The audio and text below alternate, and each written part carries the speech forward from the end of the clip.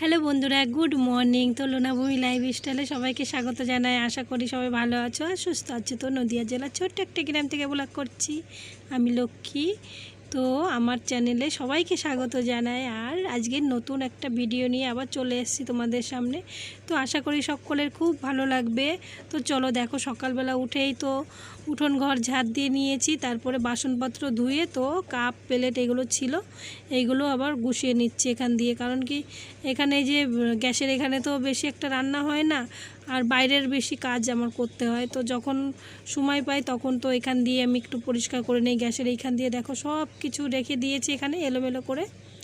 তো এলোমেলো করাই রয়েছে। আর আমি তো একা তো থাকি না, তো সবাই থাকে, সবারই হাত পড়ে এখানে, নোংরা করে রেখে দেয় সবাই। তো সেটা তো পরিষ্কার সবসময় করা হয় না।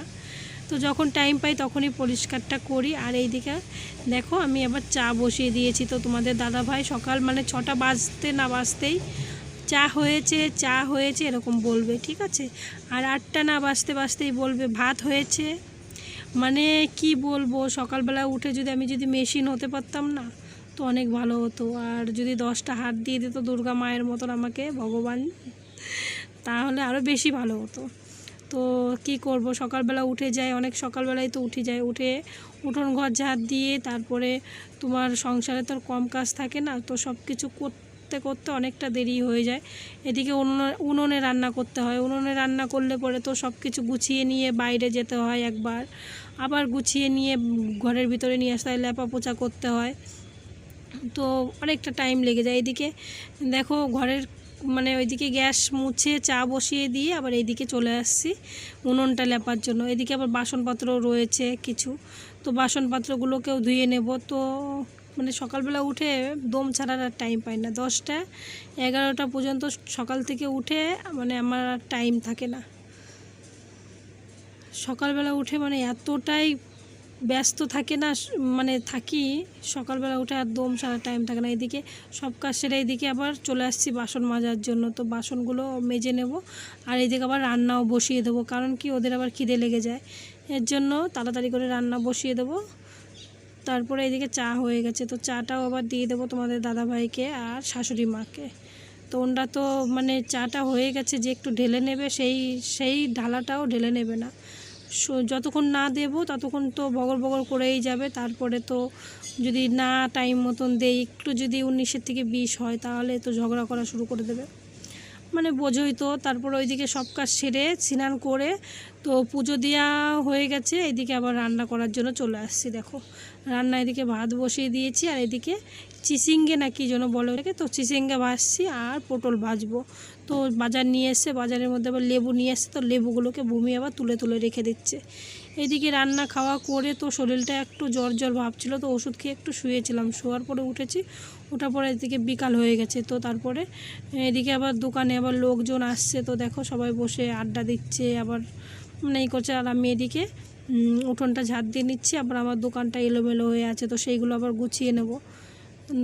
দোকানটা সব সময় লোকজন আসে, তো এইটা নেয় ওইটা নেয়, তো এলোমেলো হয়ে যায়। একবার এই দোকানে দৌড়াতে হয়, একবার ওই দোকানে দৌড়াতে হয়, আবার ছাগল আছে, তো রান্না বান্না সবাইকে খেতে দিয়া বাসনপত্র ধোয়া সব তো এক হাতেই করতে হয় আমার, এর জন্য চাপটা একটু বেশি পড়ে যায়। তারপরে দেখো এদিকে উঠোনটা ঝাড় দিয়ে নিচ্ছি আর তারপরে চলে আসছি দোকান ঘরেও দেখো সব এলোমেলো হয়ে আছে, একটু গুছিয়ে রাখলে পরে দেখতেও খুব সুন্দর লাগে। তো এখন গুছিয়ে নেবো দোকানটাকে ভালো করে, সব এলোমেলো দেখে তো সবাইকে দেখে নেয়, তারপরে এলোমেলো করতে হয়, না করলে তো আর না দেখলে নেবে কি করে।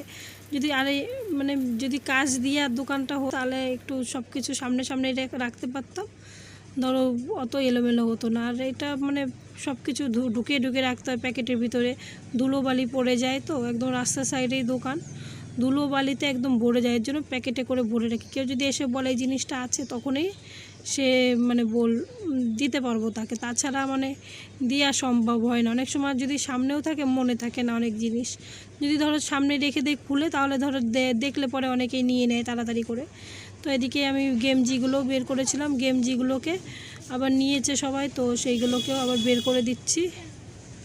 প্যাকেটগুলো ছিল, তো প্যাকেটগুলোকে বের করে দিয়ে দেখো এদিকে আমি ঝেড়ে পুছে নিচ্ছি ভালো করে, ধুলোতে দোকান ঘরটা ভরে গেছে একদম।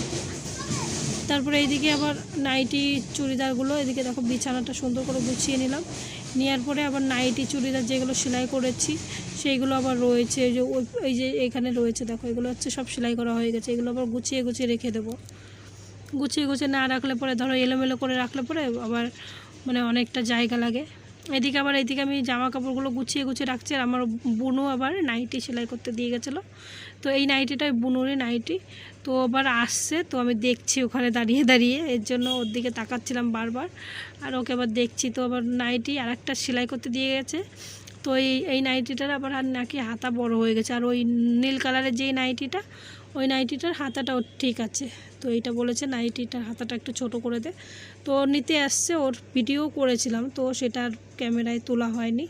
তারপরে দেখো এদিকে আমি ওরটা সেলাই করে দিয়ে তারপরে এই যে দোকানটাকে আমি সুন্দর করে গুছিয়ে নিয়েছি। দেখো দোকানটা যদি গুছানো থাকে না দেখতেও সুন্দর লাগে, তো গুছানো বেশিক্ষণ থাকে না, তো এক জায়গার মধ্যে সব কিছু রাখতে হয়, তো মানে এলোমেলো করে দেখাতে হয় সবাইকে বারবার। আবার ধরো এইদিকে দেখাই রেখে আবার রান্না বসিয়ে দিয়েছি, ধরো ওখানে আবার দৌড়ায় চলে যেতে হয়। আবার ছেলে মেয়ের মা খিদে পেয়েছে খেতে দাও, তখন খেতে দিতে যেতে হয়। শাশুড়ি মা আছে তাকে দেখতে হয়। তারপরে এই দোকান, তোমাদের দাদাভাইয়ের দোকানে সবাই আসে তাকে দেখতে। আবার দেখো সন্ধ্যা লেগে গেছে, চা দিয়েছি, চা খাচ্ছে। আবার বাজার থেকে সিঙ্গারা নিয়ে এসে সিঙ্গারা খাচ্ছে।